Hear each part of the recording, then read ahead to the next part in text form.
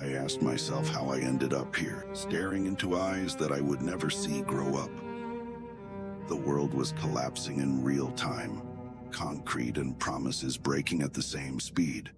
But all I could hear were her cries, cutting through the chaos like a confession I didn't want to make. My mind didn't race forward. It stalled on all the firsts I was never going to be there for. First steps, first words, first lies she'd tell herself about who her father was. If I wanted answers, I couldn't look ahead. I had to rewind, back to the beginning, back to the night everything decided to go wrong. It started like any other night, the kind you don't bother remembering until it's already gone. Bedtime stories for my baby girl, a voice pretending the world was safe, while the lies tucked themselves in beside her. I carried her to bed, light as a promise I didn't deserve. I made sure the monsters stayed imaginary. Dinner was on the table, but the air had already gone cold. Mia and I felt it at the same time, that quiet pressure that tells you something ugly just clocked in.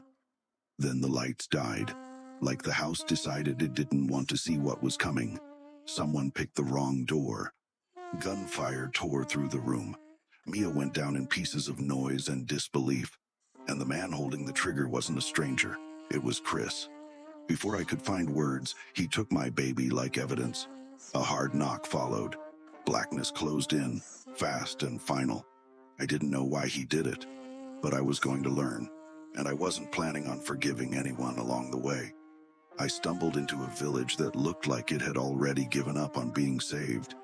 Wood rotting in place, snow choking the streets, and looming over it all, a castle watching like a judge who already knew the verdict.